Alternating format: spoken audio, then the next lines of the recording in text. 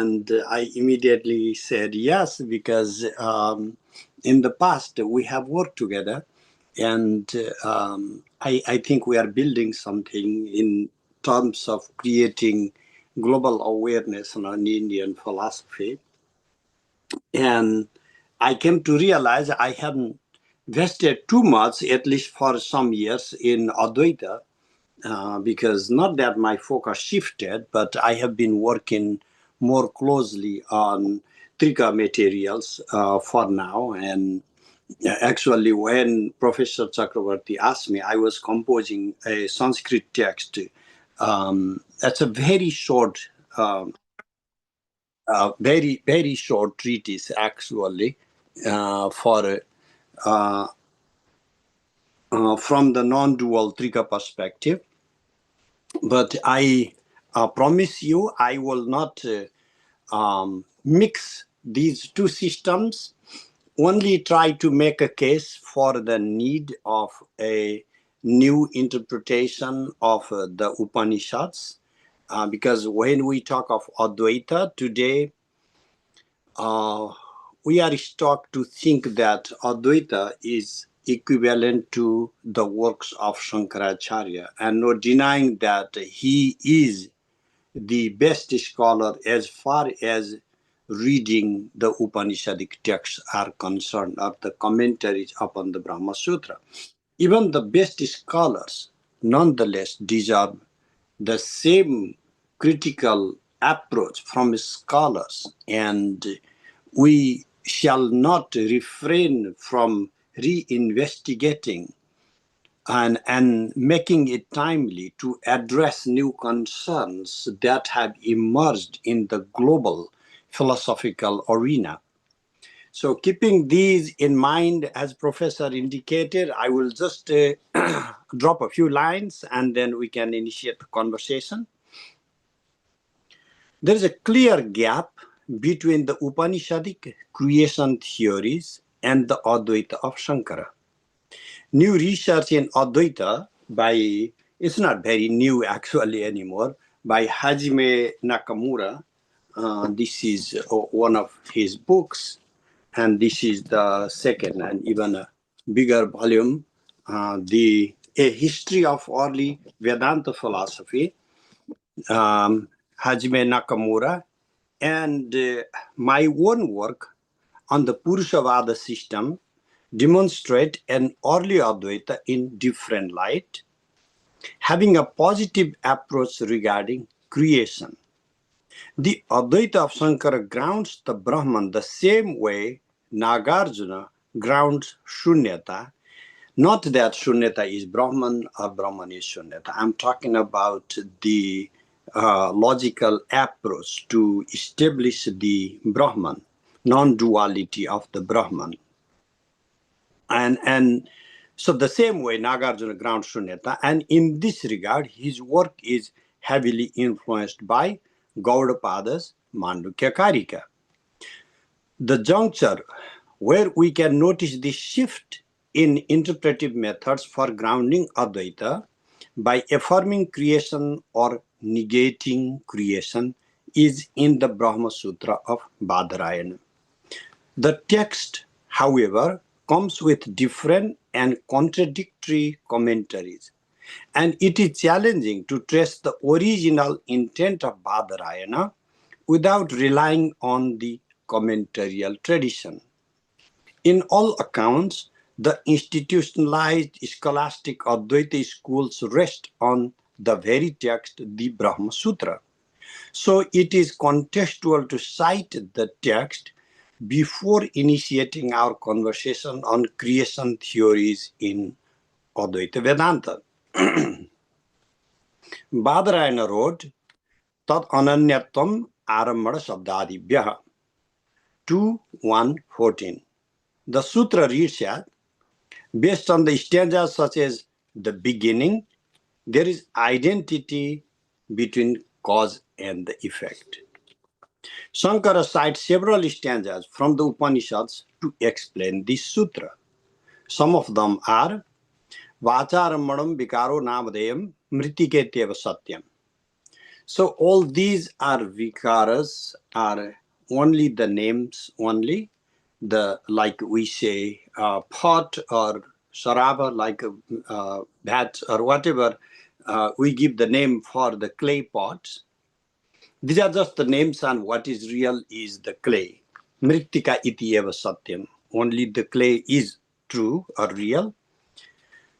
The same way, vikaro namadeyam mritike teva satyam trini rupani teva satyam. So only the forms that are manifest and the vikara, the names that are manifest, there is this only soil, again going back to the clay as the absolute reality. Aitadatmamidam sarvam tat satyam. So that absolute Brahman is what is true. Idam sarvam yad ayam atma. This whole thing, everything is the very self, or Brahmai Vedam sarvam. Everything of this is the very Brahman. There are other stanzas too, but they repeat the same argument. Rather than explaining the sutra here as establishing the causal relation of the Brahman and the world, Shankara explains this accordingly, that there is no difference between the manifest reality and the foundational reality, the Brahman. So two explanatory models he adopts for this relation are vivid in the examples he chooses to interpret this sutra. Number one, Ghatakaraka Dyakashanam Mahakashananyatvam. So there is no difference in the akasha, the space inside a pot or a jug, and the space as such. Or another example is Mrigatrishniko Dakadinam Usharadibhyo Ananyatam. So the water you see in a mirage is not different from the sand in the desert. Although most readers interpret these two examples as stressing the same thing, if we read the Advaita after Shankara, the scholastic difference between Avachedavada on the one hand and the Avasa Pratibimba models on the other, these examples are crucial. The way the scholastic Advaita uses hermeneutic models to establish Advaita in different modalities. Shankara, rather than reading the sutra as explaining causal relation, he chooses to explain this as only stressing non-duality between the manifest and the foundational realities. For it would not be possible for Shankara to adopt any real model of causality or to incorporate any causal theory and still confirm the singularity of the Brahman. So for Shankara, he is not accepting the Brahman as transforming, as temporal, as limited in space, and for Shankara again, any effect is temporal, has a beginning. Any formation, deformation, transformation is temporal and spatial, and anything within space and time is constructed due to avidya and therefore cannot be the Brahman. So basically, to read the causal theory or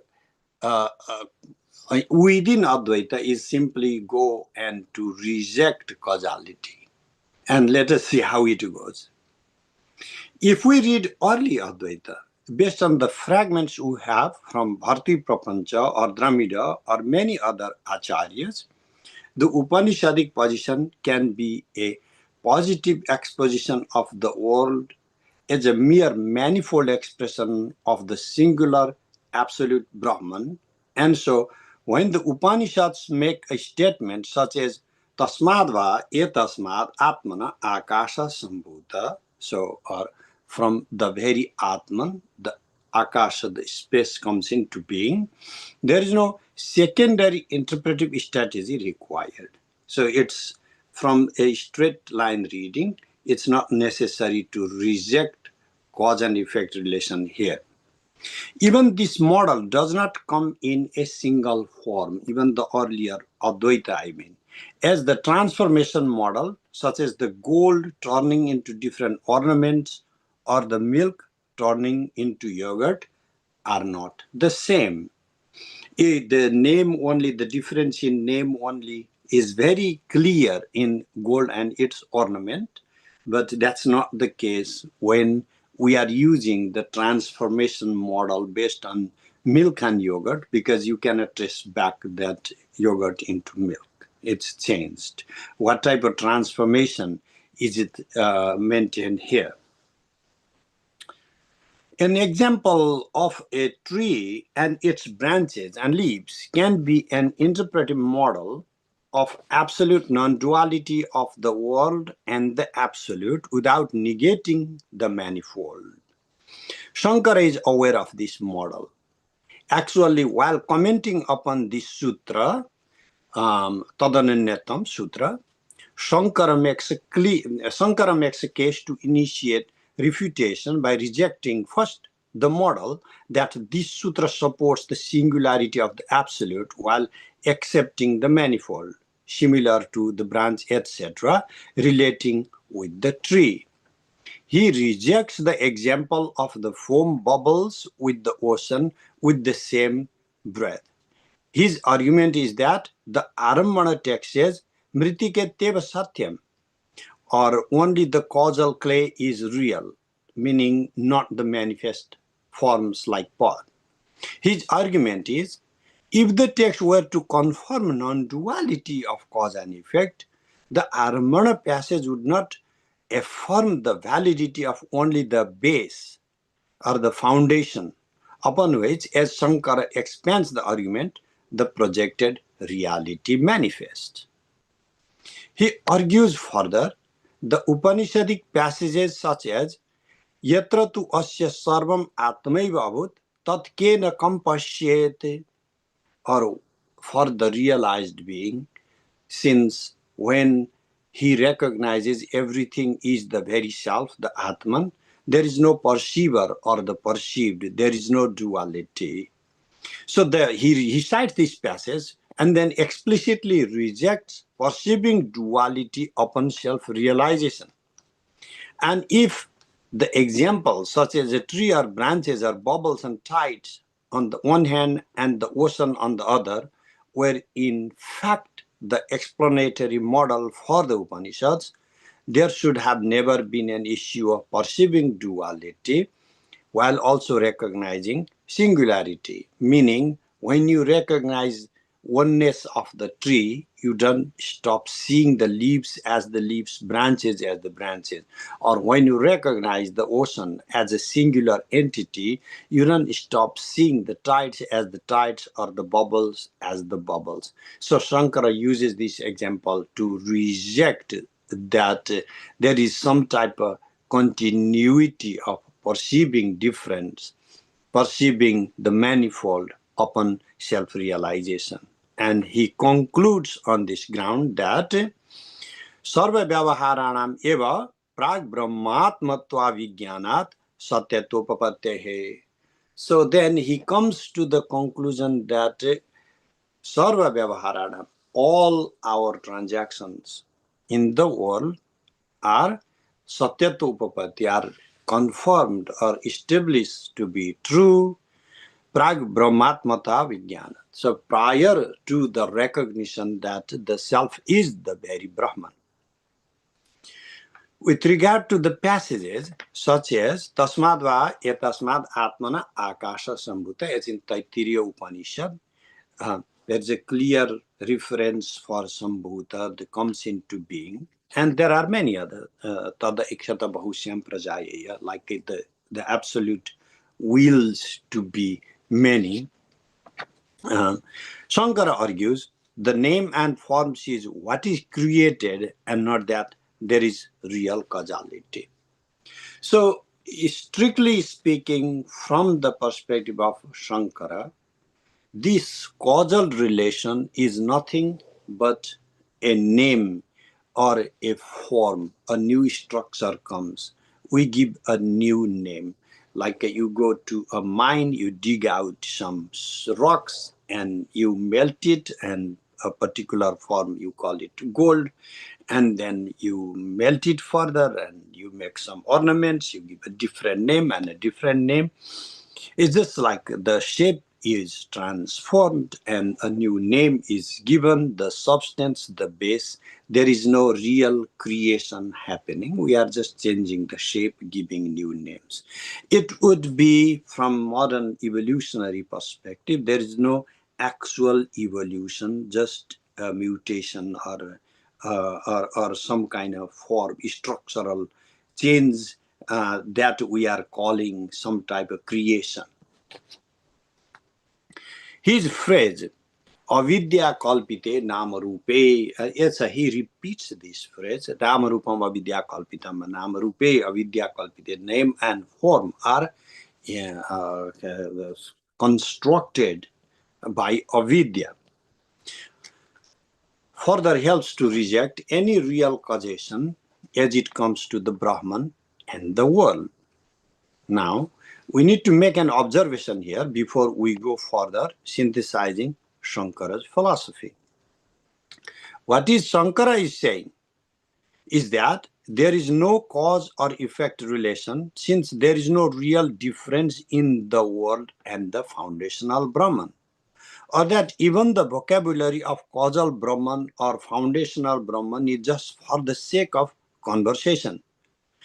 This he is not saying, therefore, that the world of common sense does not exist or that it is illusory. So there is, again, even when cause and effect relation is rejected, from this conversation, what comes to be clear is that he is not saying the world doesn't exist. He is not saying you and I do not exist. He is only saying that these forms or the names given to entities as different from the absolute is due to avidya, but in reality it has always been and will always be the Brahman. So there is nothing is changed. It's always the Brahman. Everything that exists is the Brahman. So the world of experience, let us say, presents itself in forms, different schemas, and we give name to these schema, calling with different names. That is all Shankara is saying here.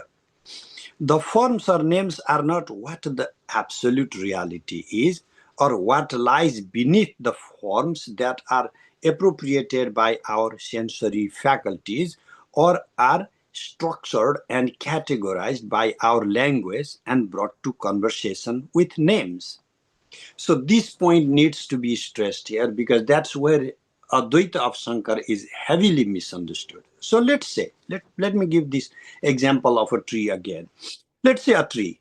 The tree in front of me is tall, green, loaded with bitter fruits, and has medicinal properties.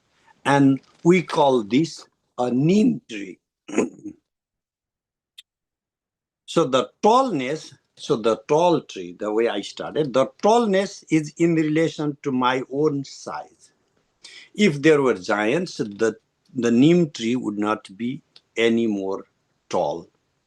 So the tallness is in relation to my own size, and it does not belong to the entity that is there. Green color is my way of processing the sensory data, and it is not absolutely there, as different animals will process the array of colors differently. Actually, even for myself, there is some array of green and blue I fail to differentiate. And many people have some form of color blindness. So even within humans, we do not perceive color the same way. The bitterness of the fruit is only for my taste buds, as I can see some insects savoring the fruit as we speak. Even the medicinal property is in relation to my health, as the same plant extract is toxic to the insects.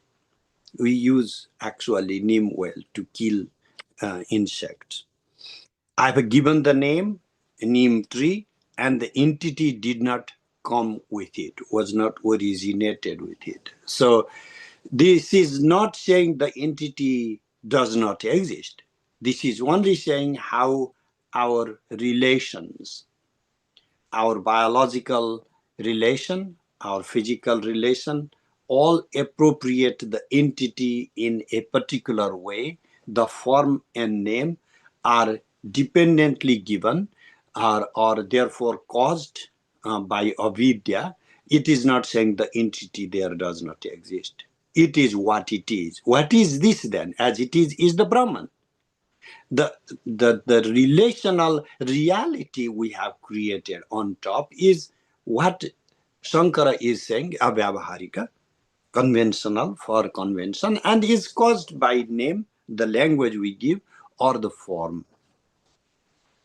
Based on Shankara's approach to causality, there are 4 interpretive models that evolved in the school of Advaita after his time. This is one of the things. The way we read, like in the monastic school of Shankara, where I lived for some time, we are teaching from Upanishad to Gaudapada to Shankaracharya to Bhamati and Madhusudana Saraswati as all teaching the exact same philosophy. And even during my school days, and even my Guruji accepted that there is actually a big hermeneutic difference among these models, and we as scholars of Advaita should invest researching how these different models worked. And my own PhD dissertation on Drishti Srishti Vada aimed to bring to light different models within Advaita. The first chapter I stressed showing how some of the differences, key differences, work there, but tremendous amount of research is needed. We should start from actually Siddhanta Lesa Sangraha, an extensive commentarial work on Siddhanta Lesa Sangraha Papa Dikshita, because he synthesizes most of the different Advaita models within his Siddhanta Lesa. So anyway, based on Shankara's approach to causality, there are 4 interpretive models that evolved in the school of Advaita after his time. Among them, the first, Ajativada, or the doctrine of non-origination, rests directly on the teachings of Gaudapada, traditionally identified as the grand master of Shankara, who, in all accounts, was much earlier than Shankara, as the latter, which is Shankaracharya, substantially derives his arguments from Gaudapada. If we read closely, Gaudapada's approach is compatible to both the Nagarjunian approach of non-origination and the Yogacara approach of the manifestation of the modes of consciousness. Vidushekhara Bhattacharya on this basis claims that Gaudapada adopts the Buddhist models.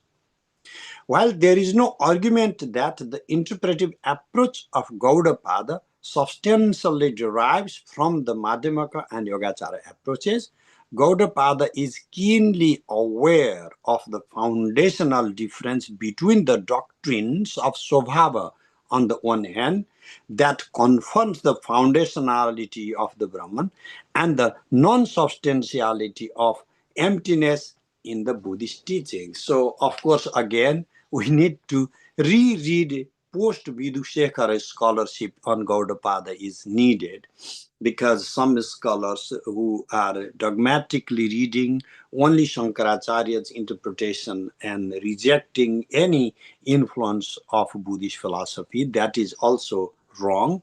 But again, I believe Vidushekhara is also wrong to conclude that this entire Gaudapada is fabrication of Buddhist texts, because Gaudapada is clearly deriving insights and agreeing where he can agree, but ultimately rejecting the foundational principles as it comes to Swabhava, the essential nature of the Brahman, and Nihswabhava, and nothing has its own intrinsic nature or Pratitya Samudpada, dependent origination, or anatta, not self. So for Advaita doesn't need to prove too many things. Advaita simply needs to confirm the non-duality of the absolute, the Brahman, having its own intrinsic inherent nature. And that is where Shunyavada and the Brahmavada differ. And as far as that foundational principle is concerned,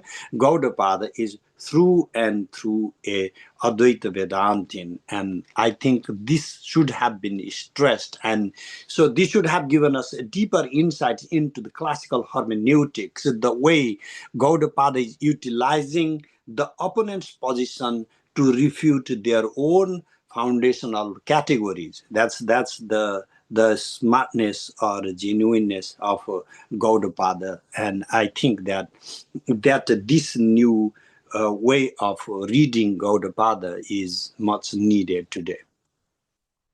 The second, or another model post Gaudapada's Ajativada, is the model of Avacheda, where this is used for explaining what the manifest reality. So for describing causal relation, if we may, because if Advaita is not going to confirm any real, serious, absolute causality, then what models do they adopt to interpret the manifest and the absolute?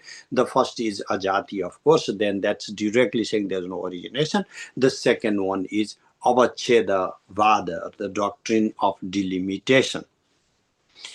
Following this model, the absolute is identified in varied forms or recognized differently, just as the same space is identified differently based on the surface of the house or the jar, and so on. If we adopt this model, the focus here is what is being delimited by means of Maya or Avidya.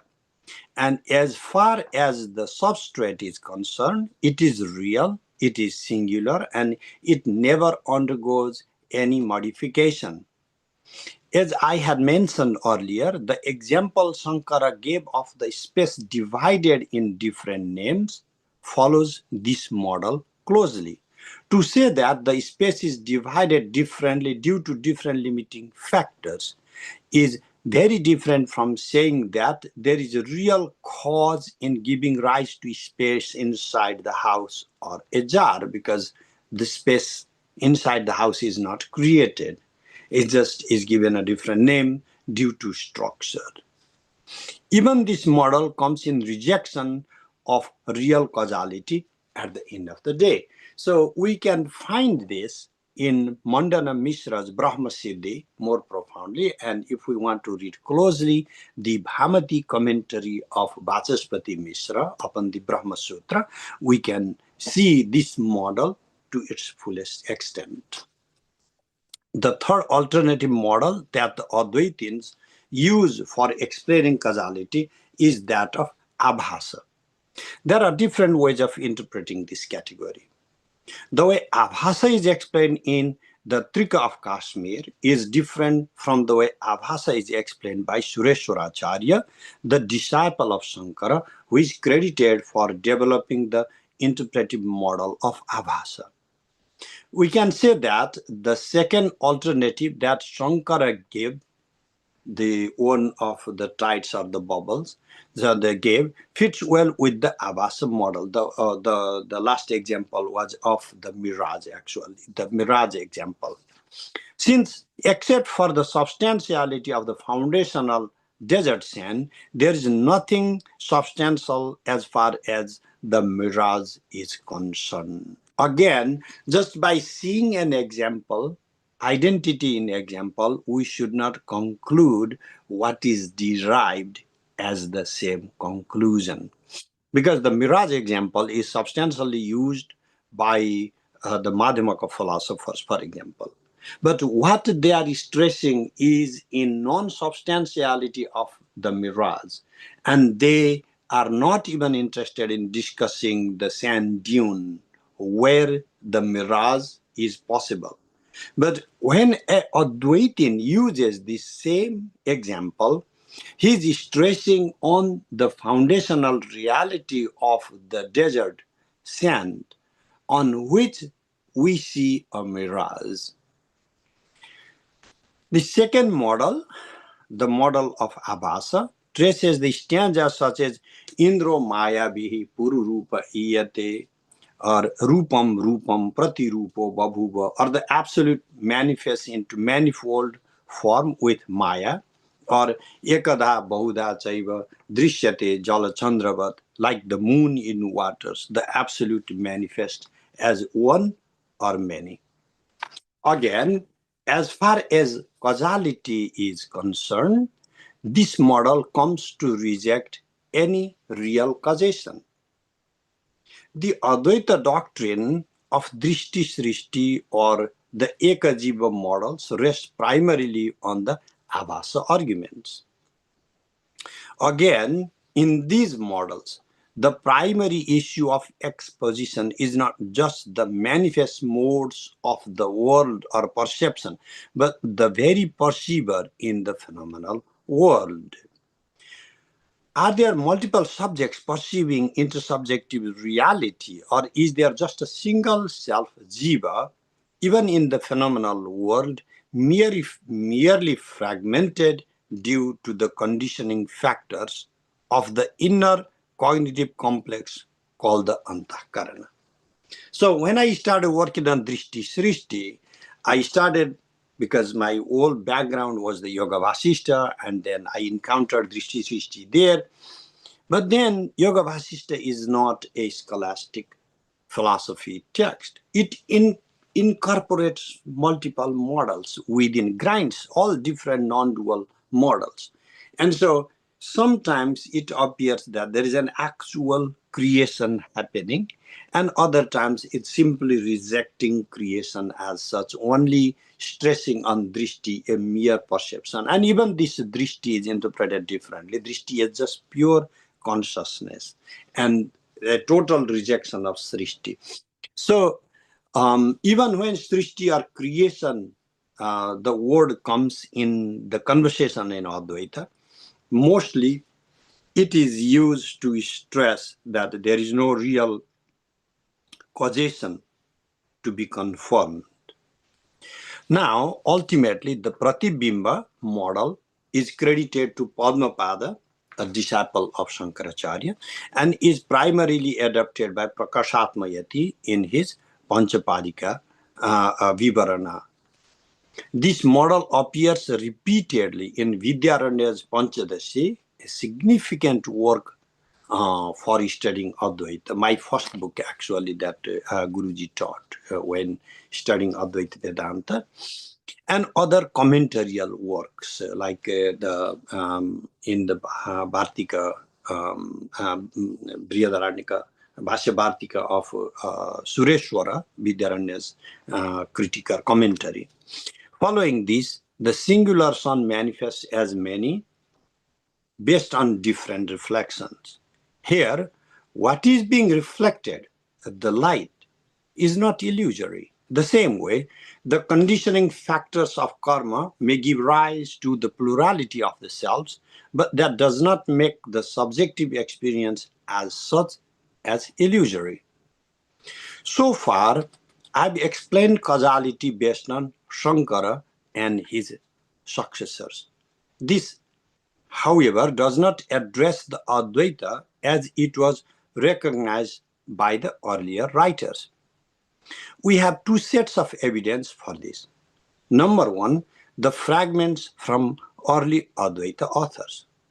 So here goes primarily, I would say, the work of Bharti Prapansa should go and be noticed. And we need to, again, someone should do a PhD research on just the philosophy of Bharti Prapansa by tracing all the references first from Sureshwara's works, Because in the Brihadaranyaka Upanishad, Bhashya Bhartika, Sureshwara repeatedly cites Bharati Prapancha's position, and predominantly the prima facie position everywhere Sureshwara is presenting is primarily the position of Bharati Prapancha. So that allows us to read Bharati, to reconstitute the philosophy of Bharati Prapancha, and on that basis we could go back to reading Shankara's commentary upon the Brahma Sutra and then trace which are the particular examples that Shankara rejects are actually a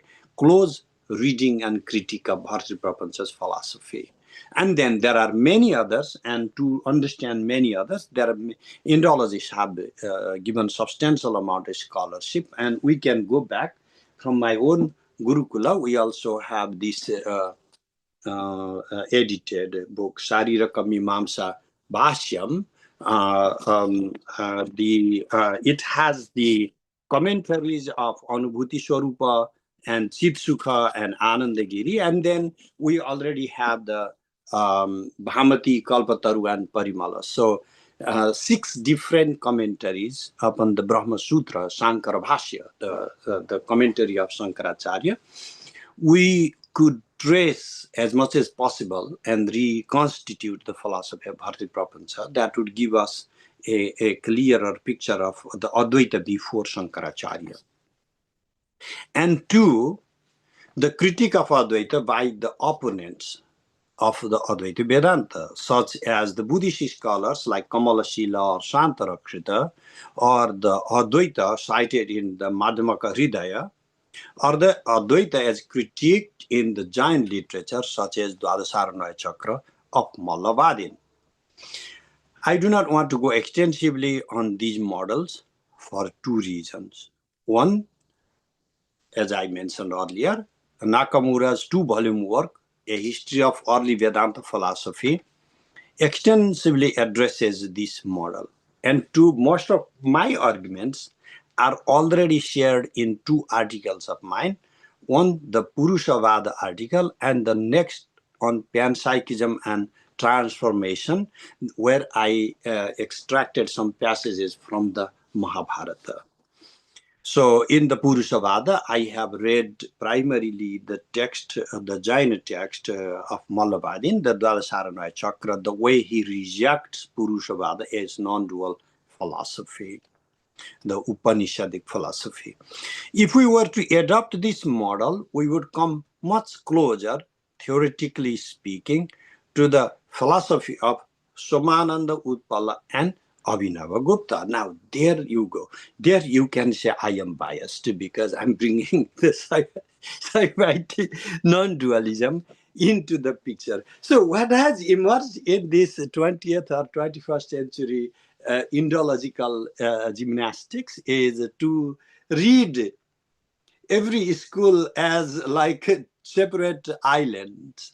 And Pandits have never thought that way. They are reading the same text, they are sharing even with their opponents the works they are writing actually, and in real time critiques are happening. And so these philosophies, as we love to read as separate islands, I don't think that will generate any genuine scholarship. And there's a deeper intertextuality and interrelational, intertraditional learning. And the philosophy of Trika did not evolve out of nowhere as a separate comet of some alien galaxy, but rather from the same Upanishadic ecosystem. And that is what I'm stressing in my works, that the Trika non-dualism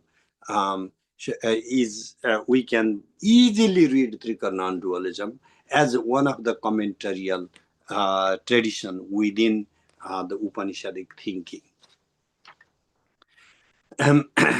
So why is Utpala? As they provide an interpretive model of Advaita in their Shaiva non-dual philosophy that affirms the manifold while also confirming the singularity of the absolute. It's called here Shiva, Brahman, it doesn't matter.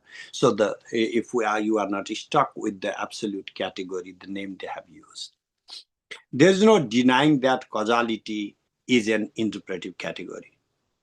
The thing as it is neither a cause nor an effect.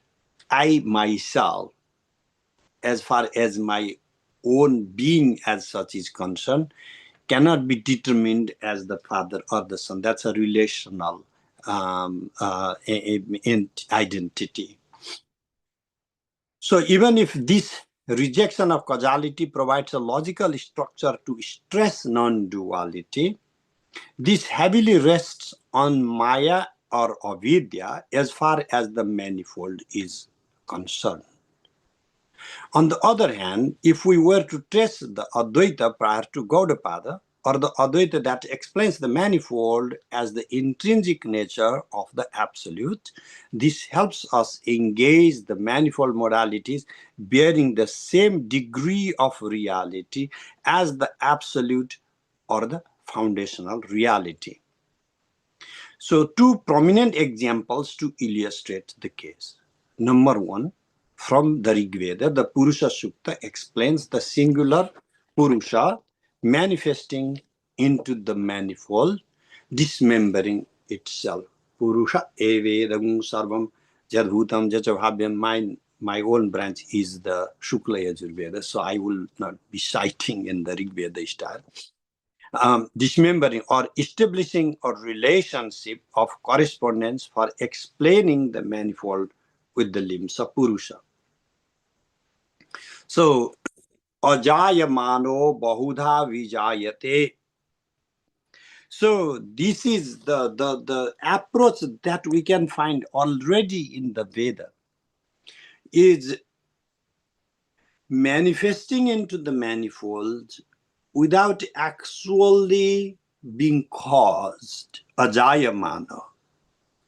And this model, actually, we can find a more vivid in the Vakyapadya, Vritti, and Vakyapadya itself, the Brahma Kanda of Bhartrihari.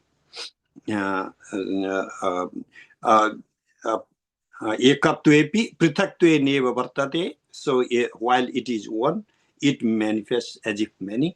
And that is where the first use of Vivarta, where Paul Hacker has written a good chapter on Vivarta, the history of Vivarta. And Vivarta seems to be the foundational category for explaining the manifold in the Advaita of Shankara. But rather than saying Vivarta as a false projection, it appears that the Vivarta for Bhartrihari is Vividhakarena Vartanam, to assume the manifold modalities, to become many, rather than a false projection. But this again, Shakti, the power, and we will need to reinterpret some categories like Maya, Vidya, when we go tracing back this Shabda Brahman, the non-duality of the Shabda Brahman. And I have published in a Journal of Indian Philosophy, some influence of Bhartrihari in the works of Mandana, 2 chapters, and most of my arguments are available there. Number 2, we get the example in Mahabharata. For example, the fire in the wood. So as the expressed forms and the absolute, with the fire being the absolute nature, that is not visible as the tree trunks are. And this example helps us navigate the world of the manifold expression the same way. So what is this tree trunk? So if you, the Mahabharata passage says that if you cut a tree trunk and keep cutting, you will never see the fire. But when you burn it, and then you can see the fire. The same way, where is the Brahman? It's everywhere. But you cannot see that way by cutting into the material structure. So this example of the manifest and the unmanifest does not need to say that you have to reject the log as such in order to conform the fire. The fire is there, log is also there. It's just a different structure, different form. So that model helps us explain the world, while also uh, confirming the absolute singularity of the Brahman. So now, why is this model maybe worth investigating further? Is this model helps us provide a teleology for creation, explain mutation, explain evolution, and relate to world experiences as integral to the expression of the absolute. Because what is happening, as one of the things I myself am critiquing when going in the absolute non-duality model, is we are rejecting our being in the world aspect from philosophical conversation, meaning our everyday life. And if we say this is all Maya or this is all Mithya, it does not help us understand our relational life, our emotional life, the way we feel, the way we are engaged in the world, the meaning, the purpose of being active in the world. Because when you say Naishkarma, absolutely all actions do not lead to any realization. And even then, when you realize what you get, what is the purpose of being in the world? There's no purpose, though. There's no teleology, because there's no world as such. It's just the Brahman. To even quest for the meaning of life would be meaningless, because there is no life as such other than the Brahman. There's nothing there. So it leaves us dangling in the world. And if you are realized, and what if you are realized, then what do you do as a realized being? There's no to do as such. There's no injunction in jnana. Injunction is not even possible. There is no vidhi for realization. You cannot enjoin realization, and once upon you realize, there is no injunction anywhere either, because you are outside of the instructions. And even the validity of the teachings, the Upanishads, all the realization, all these processes render meaningless. And a good book to read these is Ishta Siddhi of Vimuktatman, actually, from the lineage of Suryeshwar Acharya.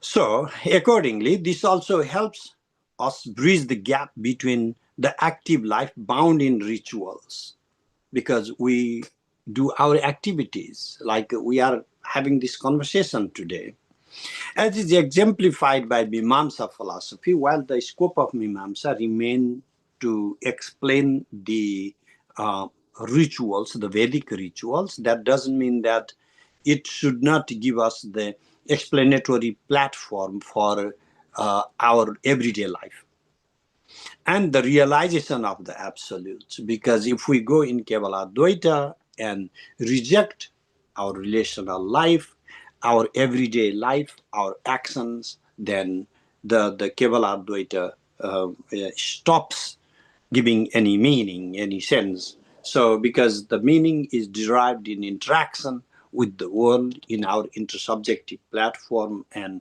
when the manifold is simply rejected as nama rupa, only name and the form, and we are not engaging any of these structures within name and form. While recognizing name and form, we could still recognize singularity, as in the case of the tides and the ocean, for example. But this is not the case. Even in the example of the mirage, let me go back to that sand dune and the mirage. I've been through the sand dune, and I was not thirsty. I had my car packed with water and all. But that didn't stop me from seeing the mirage as a mirage. It's even after studying all the Advaita, I was still seeing the mirage. So why should I, after realization that there is no mirage as such, I could still see the mirage, right? So it's an optical illusion. Fine. Optical illusion is still possible even after recognizing reality that it does not exist. We could still have optical illusion. So the same way we could still have transactional world and everything as such, as there, and not see that as the absolute case. So we could have both, but I think that they stress too much on rejecting the manifest by only assigning name and form to it and not deriving any meaning intrinsic to the name and form is one of the central characteristics of the Advaita of Shankaracharya, or that started already with Gaudapada. And I think that if we were to go back to the Advaita prior to Shankara or prior to Gaudapada, we may be able to extract the early Advaita. And that early Advaita, as commentarial traditions also suggest that, like the Mimamsa and the Purva Mimamsa and Uttara Mimamsa, even the schools, rather than calling Shankaracharya's Advaita, they used to call the departments of Purva Mimamsa and Uttara Mimamsa. In our days, the ashrama division used to be like that. I don't know if these disciplines are taught that way anymore. So anyway, I didn't have too much to share with you. I just wanted to bring some of these ideas so that we could initiate a conversation on Advaita, on the models of causality within Advaita, and to see interpretive hermeneutic models on the one hand and creation theories on the other, and ultimately to see if it makes sense for us to read the historical approach, like have a historical approach to read early Advaita to derive a more direct approach to explain causality and to see meaning of being in the world, to see meaning of engaging in the world, to fall in love, for example. I don't think Shankara's Advaita would actually see value of falling in love. So all these being in the world, I don't think that they all need to be simply rejected just because we study Advaita Vedanta. Because if Vedanta is the complete philosophy, Vedanta also needs to interpret our everyday experiences of being in the world. And it is quite possible by reading the Upanishads on their own. And if we go outside of these models, we can find tremendous amount of examples from the earlier literature. So let me stop at this point, and I welcome questions. Thank you again for the organizers. Thank you, Monmon. Thank you, sir. Thank you so much for this very, very insightful, profound deliberation. I'm very, very captivated by your words. I mean, the way you have started with the commentaries of Shankara and his perception, how he has rejected the creation theory, and the four models of creation that later Advaitins and as well as pre-Shankara scholar like Gaudapada and they have proposed, like Ajativada, starting from Ajativada, Vichedavada, Abhashavada, and Pratibhimbavada, and also Drishti Shistivada that you also have said as a model. I remember I have listened that talk also, that once you have delivered on Drishti Shistivada, and I also like that idea because I remember once I heard the lecture of Swami Sharvapriyananda ji, as he was also referring G.R. Malkani, the way he has developed his metaphysical argument to establish this Drishti Shistivada, and then accepted it as the only model of understanding the creation theory from Advaitic standpoint. So this is really nice, sir. You have raised so many information. It's a very profound talk that you have given us. I mean, it's a pleasure to listen a traditional scholar like you. Like, so many questions have come to my mind, and I believe our participants also have some questions. So without taking much time, I would like to request our chairperson, sir, Professor Ganga Bhushan, sir, for his observation, and then we will request Dr. Shailendra ji for sharing his reflection. And then, of course, the session will be open for, yeah. Yeah, thank you, madam. In between, I lost, so it would be not good on my part to comment, because now I will take the recording from you, and as I told, a series of lecture would be there from Professor Sthaneshwar. I would be, and again, as far as my knowledge goes, so I always juggle between the philosophical connotations that you use, and I come from social work, sir. We talk about grassroots realities, and you talk about grass roof realities. So, let's have the questions from the participants. Meanwhile, I'll get to know in what way I can also intervene in the process. But as far as Advaita is concerned, that I believe in one thing, that the teachings of Advaita, if it is going to have any impact, like last time we had one session on morality, ethics, etc. So in the mundane life, the teachings of Advaita plays a significant role, I believe. What is important is how do we simplify and make it amenable or implementable at our individual level. That is what I feel as a social worker. So, and you are the right person to connect the philosophical language with the layman, so like us. So thank you, Professor. And now let us take the question, so that I will also get to know several things from your end. Yeah, thank you, sir. Now I request Dr. Shailendra ji. Yeah, for please share your observation, your reflection. What a great delight to hear Professor Timalsina on such an important issue. Thank you, Dr. Munmun and IKS Guwahati, for providing us such a great opportunity to learn something from who is really sincerely working upon the citadel of the and the height of the supreme knowledge. It is a man endeavor to know the absolute.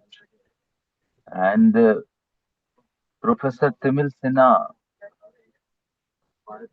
presented his thought in so well arranged manner, so categorically, that we can frame our thinking, or we can reorient our thinking uh, to learn or relearning of the Vedantic philosophy. Sorry for some disturbances from this side, because I'm in traveling. So, the most important aspect uh, today, we can see that Professor Timisina had shown us that this learning of the Vedantic text or philosophy is a process of interpretive hermeneutic model. So the we always mix the thoughts while we are learning text with the metaphysical epistemological attempt and its realization both. So learning Vedantic philosophy from one perspective only, and passing the sweeping statements is not a good attempt. As Professor Temilsina had explicitly emphasized, to know the singularity and its manifestation in many fold with pre-early textual learning, pre-early Vedantic scholars, and not only the early Vedantic scholars, but from the opponent side also. So then a real hermeneutics is possible, and uh, I really take it as a lesson for me, for myself, that while I'm going to teach my students some Vedantic concepts, I always work upon from the historical perspective. In our academics, Vedantic teaching is concentrated only with one or two texts, but there are many interpretations, and to reach upon the real meaning. As one example, I take from Professor Timalsina lecture that about the creation theory about the Vivarta, and that Bhartari approach that Vivarta is not false, it is a Vividat Dhara. So the same way, the one term they have, it has been used in Taittiriya Upanishad where they are talking about the creation, and the one word is there, Anupravishtam, Srishta Tadadeva Anupravishtam. So I would like if Professor Temal Sinha will explain this one particular word, how that absolute is plunging. I'm using the Aravindo term, plunging, Anupravishta, exactly what that meaning we can take, that from singularity to manifold reality.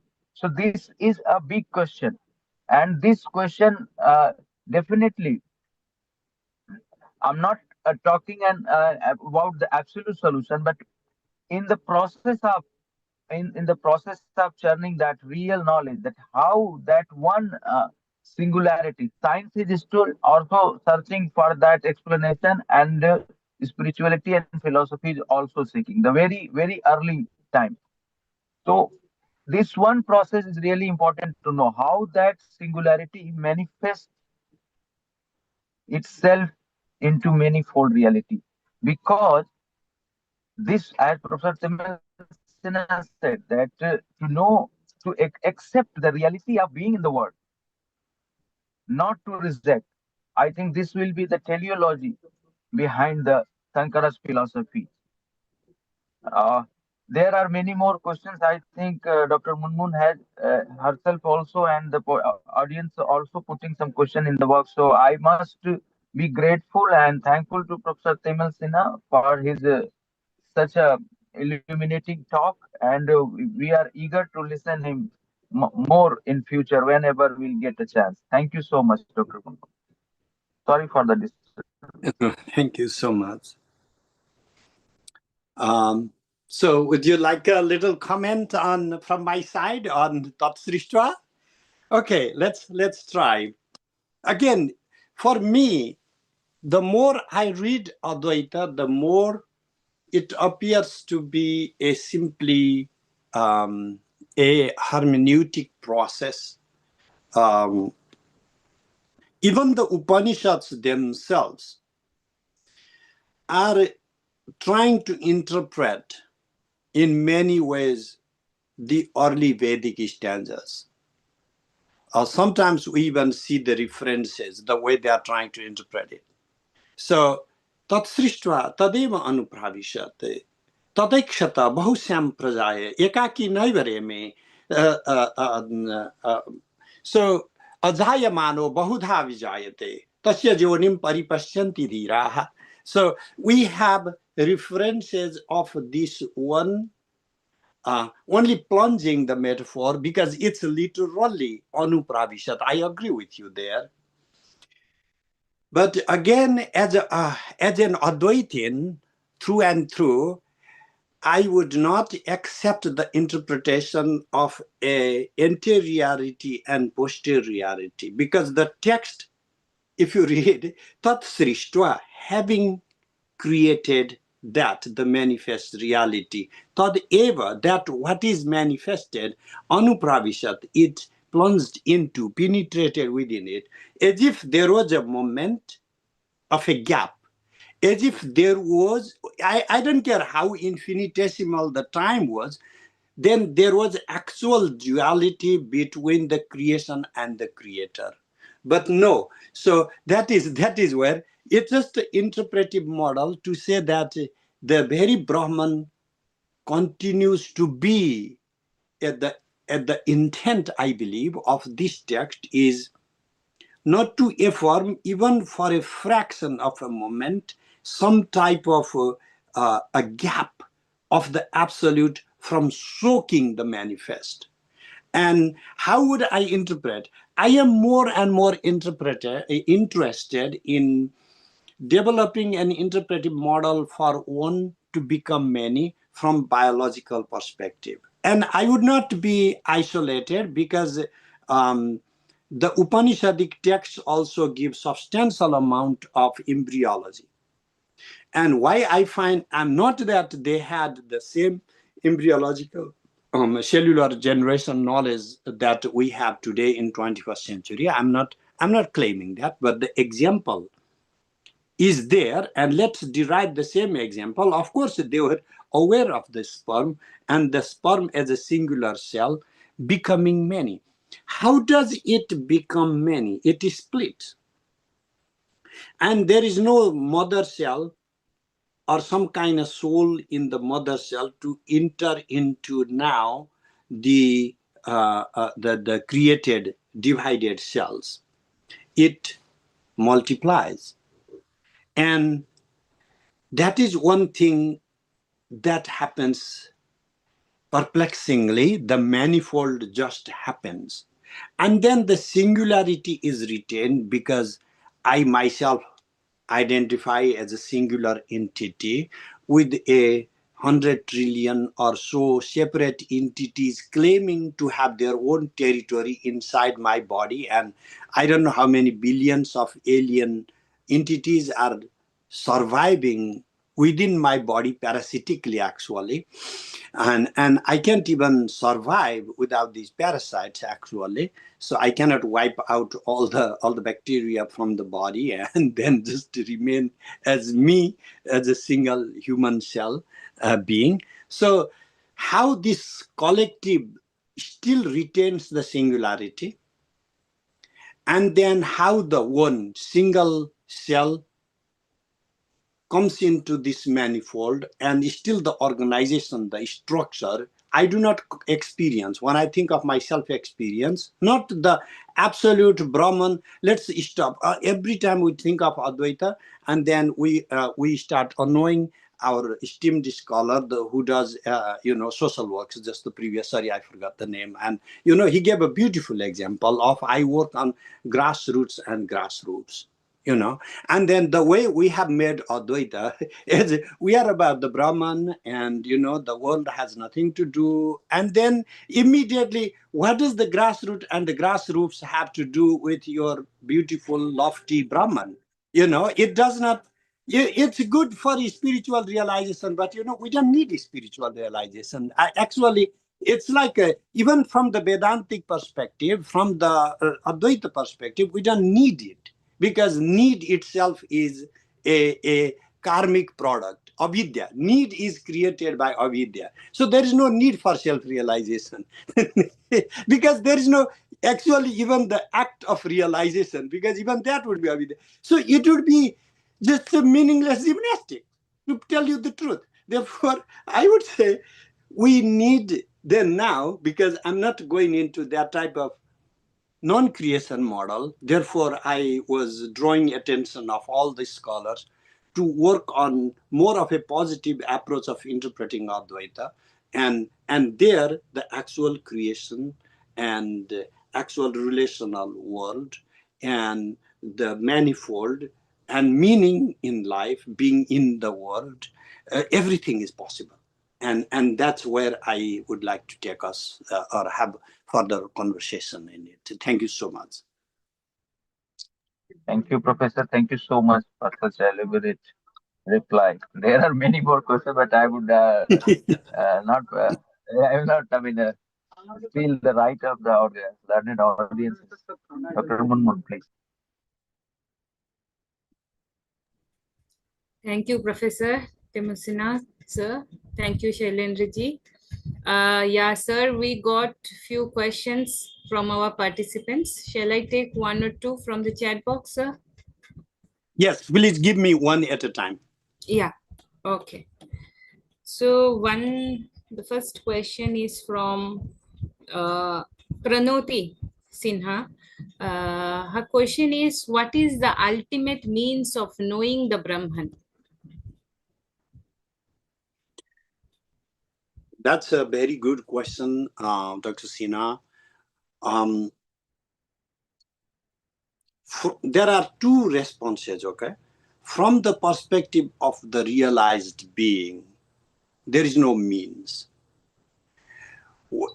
If you ask an enlightened person, how did you get this realization? he would say, what realization? Because bondage never existed. The self was never bound. It was always eternally liberated, luminous, self-aware, pure consciousness. And so all the means of realization, the guru, the disciple, the sadhana, the Upanishads, the Brahma Vakya, Tattvamasi, the sannyasa, renunciation, everything will fall under Maya. So, but we are not that realized being, right? Let's come to our senses. Because what is happening is in contemporary spiritual so-called seekers clubs is to give lofty talks of the enlightened being and then live not even a normal, decent human life, okay? So if we drop the pretense, then for ordinary life like ours that we are living, I would say we need a serious sadhana.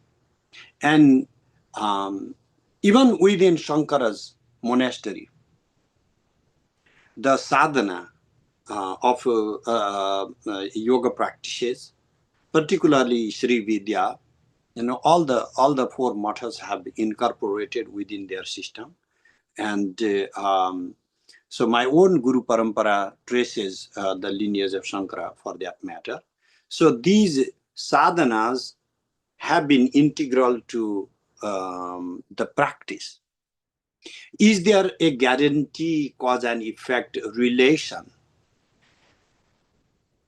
So we can say that all these sadhanas will only help you wash the mirror. You want to see your face. And sadhana will help you clean the mirror. But it cannot help you recognize the face you see is your own. That realization, number one, Guru says, this is your own face. But even for that, one needs to have one's own intelligence. Some animals can recognize that it is their face. Other animals cannot recognize the mirror test. So which type of animal we are depends. Some after getting the instruction that I am Atma Brahma, this Atman, the self is the very Brahman, this is a mirror. The very teaching is the mirror. Will this teaching, the mirror-like teaching, help us recognize the foundational reality or not? And where does it rest ultimately? So then we'll go into all different methodological difference. And that is where I went to like a Vimarsha. I have my own a model that I follow, mostly the Trika model for sadhana. And then there are many, not that this is the only model. Out of thousands of different approaches from the traditional perspective, I personally feel the need of doing sadhana because that's the only thing you can do. Because there's no jnana doing. You cannot do jnana. It's just a realization. Does occur or does not occur? Thank you. Thank you, Professor. The next question is from Shagarika. She's asking, what is the goal of life in Vedanta? From the broader Hindu perspective, we have four goals of life: dharma, artha, kama, moksha. But Vedanta as such, Vedanta only relates to the last section of the Veda. Dharma, artha, kama, the first three are the part of the Vedic, the early text, the mantra and Brahmana. And then for the Upanishads, that is what the Vedanta is. Vedanta's objective is moksha only to realize who we are, or what is my real nature. So the actual, but can we, even from, again, enlightened perspective, as I mentioned earlier, the very notion of goal, all of these things may not make sense, but from the mundane perspective, the goal of Vedanta, the goal of life would be realization of the self. And it does make sense if we see that, like, let's go back from now. I'm trying to incorporate Vedanta in a slightly different way. Then how would I personally explain it if I take that liberty? If you give me that liberty, I would say that every individual has the first obligation to self-realize. And this self-realization is not a total rejection of our relational self. I'm asking for a multi-layered realization. I need to realize my bodily presence. I need to realize my relational self, the way I relate to my parents or my children or my spouse or my friends, my students, my relational self. And then the foundational self as such, changeless basis of all that is projected. That is the first before we do anything. Because I've seen people in their 40s and 50s coming and then seeing the whole life they chose to live was a deception, or they never meant to, because they didn't know what they truly wanted to do, and they lost passion. They found no meaning in doing what they are doing, and deep frustration comes and all the psychological problems come. So if we had an educational system where by the time we have students graduating from high school, we are giving them deep meditative reflection upon their own essential nature and then their own relational being in the world, that would give us, the citizens, would have deeper grasp of their own foundationality, at the same time their own moral obligations and duties and ritual life. Ritual life is our relational life. So I personally think that we could have this self-realization, not to go back to jungle. I don't see that as meaningful thing to do, but be an active member of the society. Like, and for that I derive from Arjuna. You know, in the battlefield, the warrior Arjuna goes there as a vengeful being. He wants to get even. And then actual fight is not fought by this vengeful pity Arjuna. The actual fight is fought by the self-realized, enlightened Arjuna. So just because he got all the teachings from the Lord, Krishna himself, doesn't make him run away from the battle, actually brings him back to his duty. So I therefore go again and again back to Bhagavad Gita example and say that self-realization is not the end but the beginning of life. Because the real Arjuna is born in the battlefield. The previous Arjuna is an Arjuna of social conditioning. He is conditioned to do this and that as a reactionary being. Like a lot of people react in our society. You know, we need to fight, we need to fight. Put them in fight, they're like chicken, you know, they will run. But the actual enlightened being, he knows his duty, what he has to do. And then these people will actually be a very productive member of the society, non-reactionary people who know their duty. And that will give us the best citizens. Therefore, I personally think that the Vedanta as the self-realization, we should make it as the beginning of our education. Thank you so much. Maybe I said too much in this answer, but forgive me. That's a wonderful message you have given to us. Thank you so much, sir. And next, we have again a very interesting question, sir. If Brahman is unchanging, why does the concept of creation even appear in the scriptures? Okay, that is again a question for which I will have two types of answers.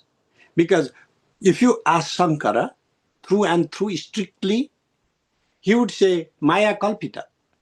It is imagined, conceptualized while in Maya.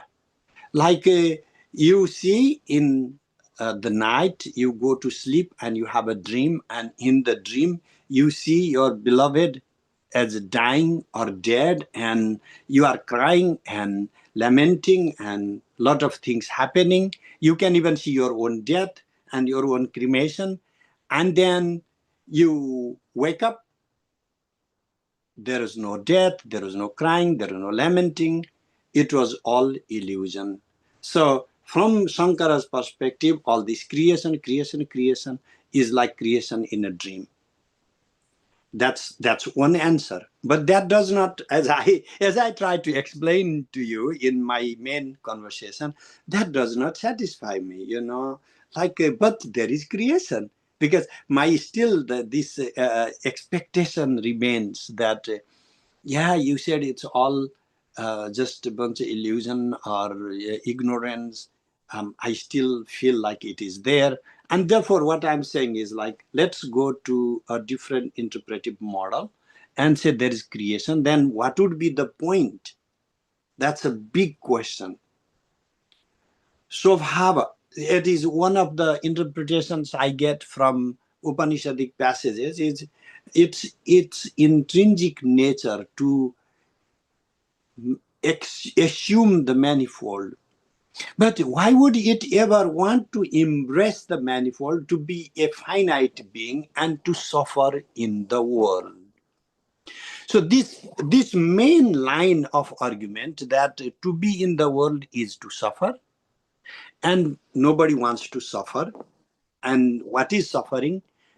Being born is suffering, and to die is suffering. I mean, being born, I don't know as much, because nobody remembers the birth.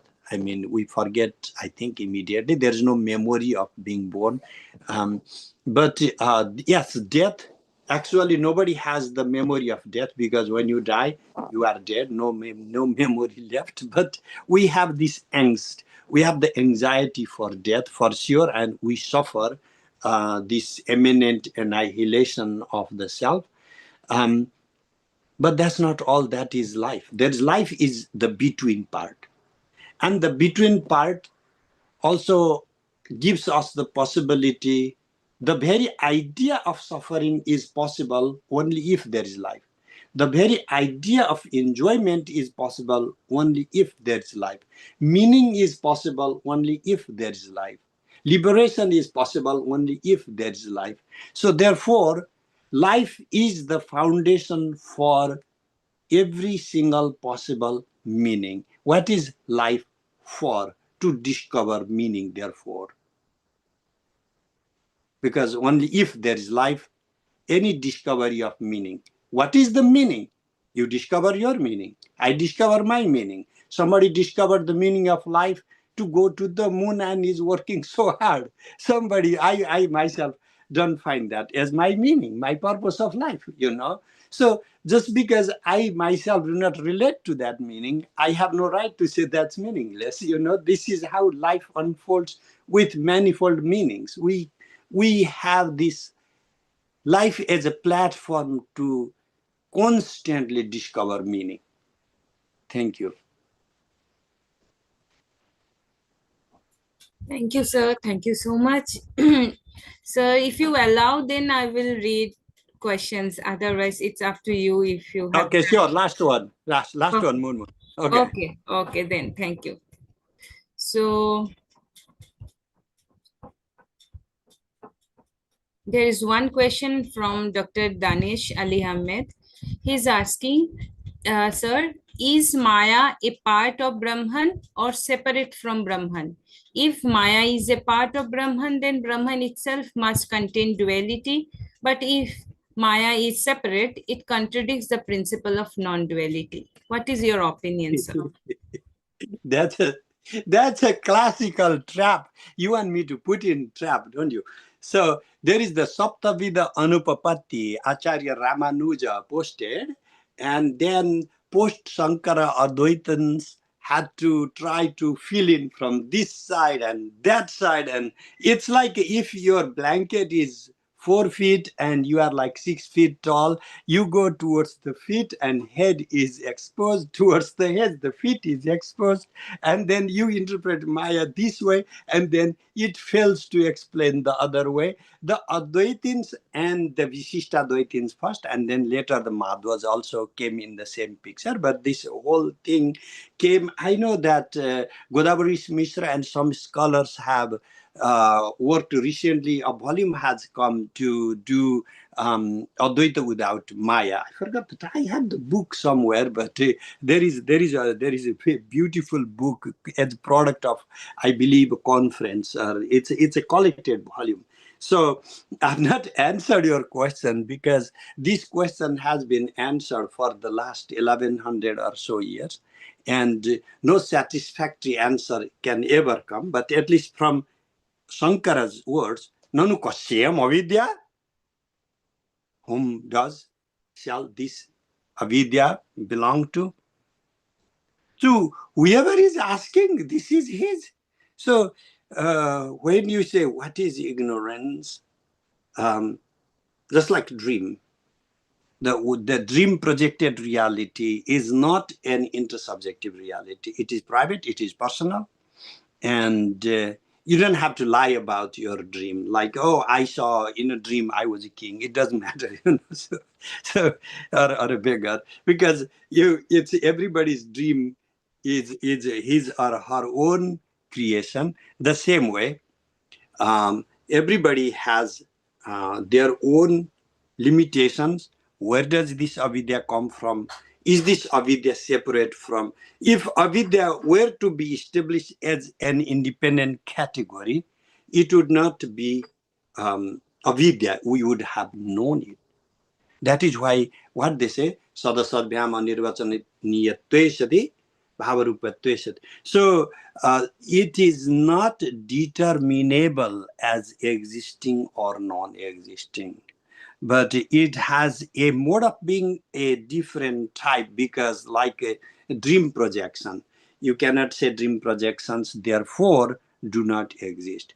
Is it real? Not really. Is it totally unreal for the time of being when we are going through the dream or hallucination? For that time it appears to be real, but so therefore it has affective reaction. We can cry, we can laugh based on what we see. We can, like snake in the rope, we can be scared. Some might even get a heart attack and die. You see a ghost on a stump and then get so scared and you die. And you cannot say, since the ghost never existed on the stump, therefore the death is not real. No, the death is real. Even though the person who saw the ghost never actually saw the ghost, but he believed that to be the case. Therefore, it has some type of substantiality, bhavarupata, because it has the real causal relationship in our limited world. So we have to really I have to stop at that, because not that I have a lot of answer and running out of time, but that I have no answer to this. And neither did any of the Advaitins. And it's just we go back to the classical gymnastics, sorry to say that way, of confirming or rejecting avidya. And I don't think there's any escape to that. We have explored all the possibilities, and I think the latest work I would just recommend, that edited volume, is a phenomenal work on that one issue. Thank you so much. Thank you, Professor. Thank you so much. I just want to say two things that, like, as you mentioned, that it is life which is the foundation for everything. And I believe the concept of Maya is like that. It is very, very controversial concept, but still it is the most important concept. And it is Maya only that made Advaita so popular. The differences also, if we see between Advaita Vedanta, Vishishta Advaita Vedanta, or between Advaita Vedanta understanding of non-duality and Kashmir Shaivism is all, I believe that it's because the way they interpret the concept of Maya or avidya or illusion. And it is Maya actually makes the concept of moksha or freedom or life meaningful. Without ignorance, otherwise there is no meaning of this life, I mean, of moksha or liberation. So thank you, Professor, so much for giving us your time, for enriching us, for introducing so many new ideas through these creation theories, and by bringing the reference of original text and Upanishad and important, very, very important Advaita thinkers, their ideas. And I think it is one of the best lecture I have ever heard on Advaita Vedanta. And with this, I would like to request our director, sir, Professor Ganga Bhushan, sir. Sir, are you here? Yes, yes, madam. Yeah, I'm there. Sir, yeah, if you want to say anything. Yeah. With that, we will wind up the session. Yes, yes. And the professor has said one thing, and you have also reiterated that if the life is there, then it is the foundation for everything. Okay. And professor also said that once death comes, everything has gone. But this will be again food for thought for next meeting. Then what happens life after death? So this again, professor, uh, am I clear to you? Yes, yes. So thank you. You to My you phone was almost okay. dead, so I Yeah, had to connect it. sorry, Thank you. I'm repeating. You said that life is the basic foundation based on which everything is standing. Okay. Once death is there, nothing is there. You said, but most of the time we say life after death. Also, the concept is there, and you also say so. You also said death is nothing. So for a layman like me, it is more contradictory for me to understand. And I said, that can be food for thought for next sessions. Sorry, that is my No, thank you. That's a beautiful comment. But let's postpone the death yes, part yes, right got it, now. got it. Okay. But thank you so much. Thank you so much. You have been very wonderful in putting things, like in very meticulously, and many a times you also express it your monologues also. uh, so that is wonderful, and looking forward to have your conversations, professor. And if possible, if you are visiting to Asia sometime, we would like to invite you in person so that we can have 1 or 2 days physically, sessions, with our students. Uh, Sir, so with this, thank you. I just requested Professor to visit Assam University. Even this time also, I mean, just last month only, he came to JNU Delhi for some workshop. And I was telling him that we are also organizing a Oh, we seminar. could have, we could have. So we are not aware Yeah, about that, but I requested him that next time, That's whenever he comes, please let me know. We will arrange something here, and please, we don't want to miss that opportunity once again. that's your, yeah, yeah. Of this course, this Munwan. would be our Yeah, standing let's talk invitation, about professor. This would be our it. standing invitation. Thank you so much. It means a lot to me. Thank you so much. Thank you. Thank you, professor, once again on behalf of Thank you all. the, Thank you all. the IKS and Department of like Philosophy and Assam University. I'm also thankful to Shailendraji. Despite of his travel, he's traveling by train and traveling by car. And this is the beauty of technology. It is we are in night, you are in daytime. This is the beauty. We are Yeah. encircled the earth and discussing. Yeah. Thank you so much, Professor. Yes, yes, yeah. Nice to listen to you. Yeah, one Thank more, you. madam, please. Yeah, so formally, let me thank once again on behalf of the IKS Center, and on my personal behalf, I thank from the core of my heart Professor Timalsina for enriching us, for giving us his valuable time, and for always supporting our IKS platform. I mean, for his unconditional support, sir. We are so much grateful to you. I mean, every time we have requested him, he has accepted our invitation and given us his valuable time. And also, sir, the last book that we have edited on consciousness, The Quest for Consciousness, Professor Timalsina has given a paper there. So thankful, we are always thankful to you, sir. So, and I also thank Dr. Shailendraji that in spite of his travel and other difficulties, he has given us time. Thank you for being so supportive always. And I thank all the I'm participants. grateful for IK Assam University and future. I'm grateful. Yes, yes. So, Dr. Govind Sharma sir, Dr. Arup sir, those who have joined from different universities, from our universities and colleges, Lisa, then Monita, Nawaj, everyone, I thank all our participants for being with us. Thank you so much. Thank you. Namaskara. Namaskar, Namaste. namaskar, sir. Thank you. Thank you, Namaste. Munmun madam. Thank you, sir. Timalsina pranam. Namaste. Namaskara.